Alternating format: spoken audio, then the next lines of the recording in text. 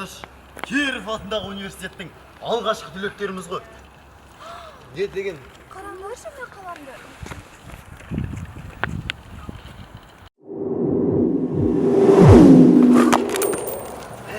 Қайда тап қалдық? Қайдамыз? Маңырады. Ей, Жолдасбеков дейді. Ей, наубызсыз ғой. Ей,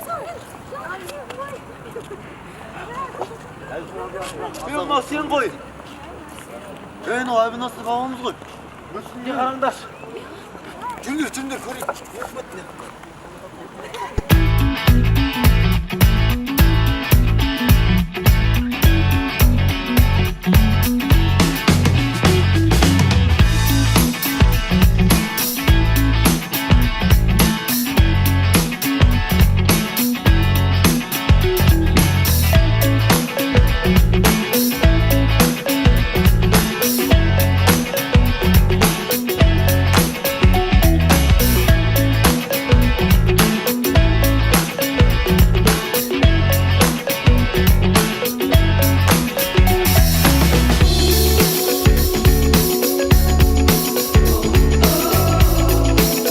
Достар, біз қайда тап болдық?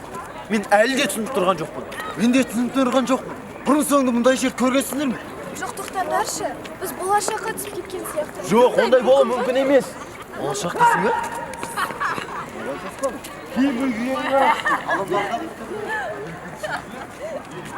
Достар, не болып жатыр өзі? Бұл не деген тылсым күш? Тынысыңдар, тоқтаңдаршы. Жаңа қалам естерінде ма? Солай де. Ол қайда? Сен мен сол қаламды басқан кезде осында тап болған жоқпыз ба біз? Сол қаламның кесірі. Сол қалам бекер бастың сен. Мүмкін. Бекер Ол басқан қаламның өзі қайда? Журналистика факультеті? Не деймін осында кіріп көрейік?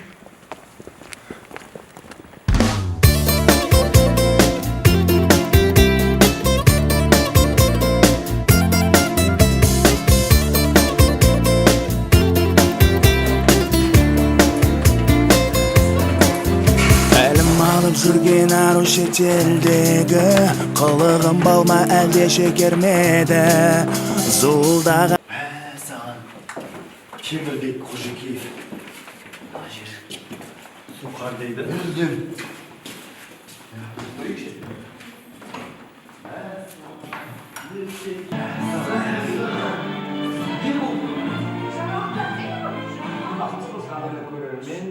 Сәлем қазағымның ұлдары, еліміздің болашақ жұлдыздары. Әл-Фараби атындағы Қазақ ұлттық университеті мол мүмкіндіктер мен жарқын білімнің қара шаңырағы. Студенттердің кәсіби біліктілігін шыңдайтын оқу ордасы. Оның ішінде өзіміз білім алған журфак дарындыларды даралайтын мекен. Мұнда болашақ мамандар тәжірибелік дағдыны игеріп қана қоймай, кәсіби құзыреттілік пен академиялық ұшқырлықты меңгереді. Бәріміз бүкіл еліміз бай қуатты болсын. Мен Нұртілеу Иманғалиұлы Қазақ ұлттық университетінің журналистика факультетінің студенті болғанымда мақтан тұтамын. Казгу десе, көңілім толқып, жүрегім аттай тулап, сағынышты күйгенім. Осы ғажап қалашықта, әйгілі журфакта 4 жылым өтті ғой. Осы оқу ордасындағы ұлағатты ұстаздардан білім алған мен қандай бақыт дедім.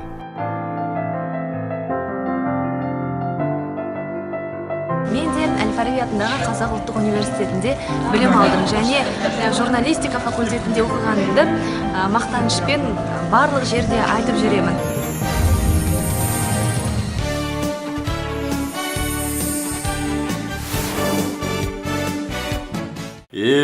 Біздің университетіміз осыншалық деңгейге жеткен екен ғой. 85 жыл уақыт өтіпті. Мен ризамын. Біздің қаламымыз дәл осы жерге бізді алып келді ғой. Достар, біздің заманда талай арман болған қазу, қазіргі таңда талай дарынды қанат қақтырған екен ғой.